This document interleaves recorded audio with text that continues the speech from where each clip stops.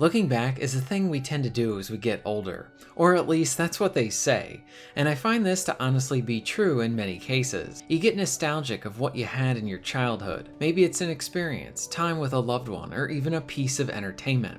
Something that has stayed with you for a long time. Various games can even do this too, bring out these emotions that we have. What was it like when we first played it? Transporting us back to a different time. One that we once knew, and even one that was everyday life, until it was something else. I explore various areas of gaming on this channel, from current day big games, the legion of indie titles, and of course, retro-like experiences. Those older games, more classical stuff, traditional you might even say. Many of these games are rather personal to me, even if I haven't played all the games from back then.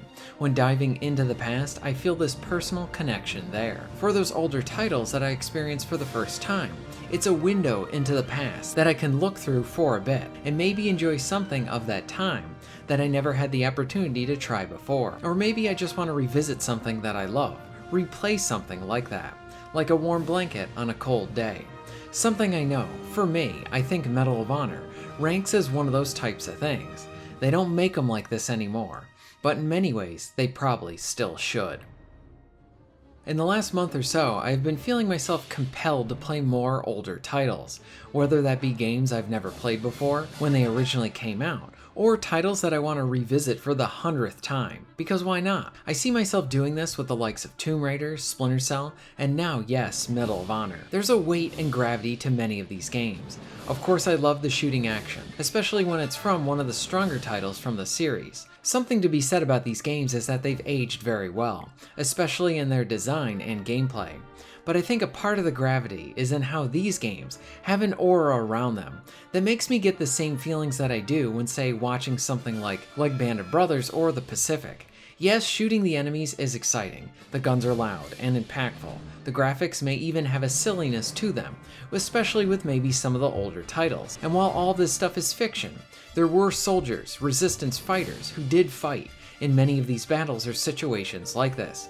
They fought and died for what they believed in, to protect what they had. They did impossible tasks, and some even were able to live to talk about it the next day. I will probably have no idea what it will be like to be in a combat situation like any of that stuff, but when I play these games, as corny as it sounds, there is this weight that I feel from them. It almost feels real, if that makes any sense. I know the blocky PlayStation 1 character is just that, a character. It's not real. But many years ago, there was probably someone just like Jimmy Patterson in a similar situation, facing something very real. Now for a game or a set of games to do this, well, that is indeed something special. Has always known conflict, but it wasn't until the 20th century that the scope magnified to such a bloody scale as to engulf the entire world.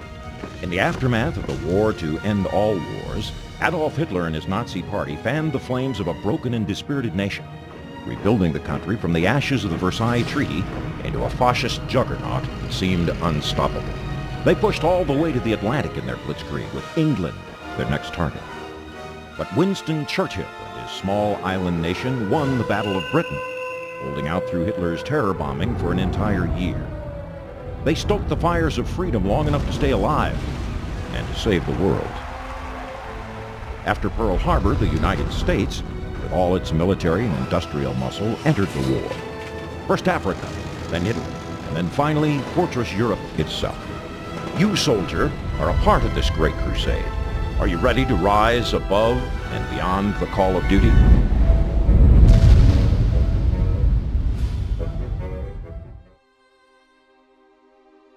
Many modern games want to bring us in with their characters and get highly emotional. And sure, there is a time and place for some of that stuff, especially if done very well. But I think in trying to get more characters to be in touch with their sensitive side, we lost the go-get-it-done type of characters, the men-on-a-mission type of mentality, the more stoic side of it. I think many of these modern storytellers have forgotten this within the big gaming space. Where are more simpler tales? I don't need to know all the backstory to a character. Give me just enough, point him in the direction of his objective, and then let the adventure show us the player, or even through the player's actions, who this character is. Circling back to the gravity of the Medal of Honor games, I do think a lot of this comes from the efforts that the developers did to respect those that fought and died in these conflicts. Yes, they wanted to provide an entertaining narrative, with equally as entertaining minute-to-minute gameplay. None of this really works very well, unless you can very much get that narrative and gameplay working together like that. While I have not spoken to any of the developers on these games, I have watched a lot of the behind the scenes from them, and pretty much ranging from the very first title all the way to the modern reboots, you had a set of developers that weren't just trying to make a great game, so that their company and coworkers could survive, but they wanted to respect the time period, respect the men who fought, respect the fallen that never made it back home. These games sort of act like a tribute in that way. They are a gateway for those that love the medium, and maybe we even just get a fraction of the taste of what they saw over there, what it was like, the dangers they faced, the great feats that men were able to accomplish under such harsh adversity.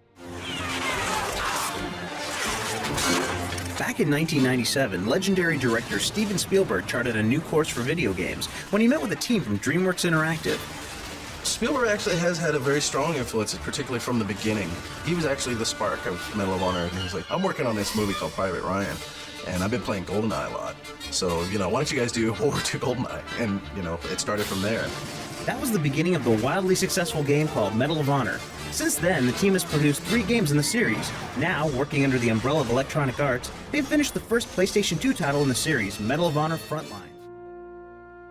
I think in this way, many of these games, they weren't just pieces of entertainment, but they were a way for these developers to then present to a relatively new medium the respect that they had for those soldiers. This felt like situations where the writers, developers, designers, everyone involved in making these games were focused on telling the story properly, telling the stories of a soldier, allowing the player to assume these roles and live in their shoes, those experiences. It wasn't about a particular personal or political agenda of the day or any by the developers, but rather it was how do they tell the soldier's story. I think that right there was what felt like the guiding star in many cases with these games.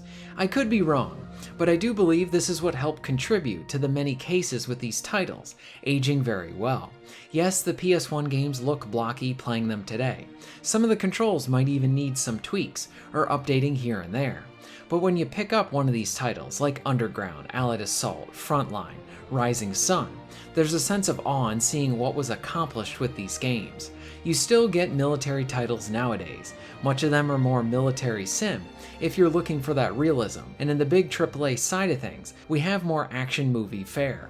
All great stuff, and there's even indie titles that kind of feel a bit inspired by Medal of Honor. But largely the industry has moved away from these games, this type of style. Even EA doesn't know what to do with this franchise. Probably some executive would just look at these titles and think, I wonder if we could try and do the Call of Duty thing with Medal of Honor again. But a fan, someone who actually loves these titles, someone who is nostalgic for this time period, this style, these games, well, those are the ones that I would argue completely understand what these games were, and what they still are, and maybe even, in some ways, what they still could be again. After their extended trip throughout the Pacific Theater, the team's next stop was Arizona, where they were recording sounds of both Japanese and American machine guns. We're in Wickenburg, Arizona. Arizona is one of the states in our great nation that will allow our Second Amendment rights, the fact that we can keep and bear arms and we can come out to the desert out here where it's absolutely arid and no people are around and we can fire what weapons we need to fire. This is the Lewis gun. This one happens to be in 30-06.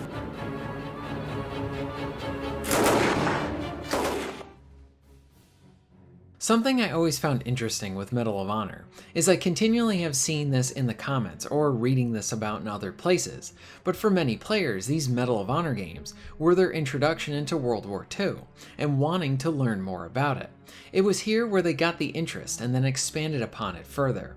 You could spend a lifetime studying this war. I find this all fascinating because I think through the game's commitment to authenticity and respecting those that fought, generally grounding the situations the player was put in, and maybe most importantly, telling their stories. That hooked the player on that entertainment level, but also gave them the insight to want to explore more, read more, and learn more. One of the goals of the very first Medal of Honor game was that the team wanted to educate, which is an interesting goal for a game. They didn't just want to entertain, but they wanted to educate as well. I think it's stuff like this that very much contributes to the strong identity of this series. I'm not saying that every entry manages to hit that gravity that I spoke of earlier in this video, but many do. Many of those games did it well, and still do so well. It's something that I continually think about every time I boot up one of these games. I don't know if the current games industry is capable of making something like this anymore, but it is most certainly something that we absolutely should see. Until then, I'll keep singing the praises of this series.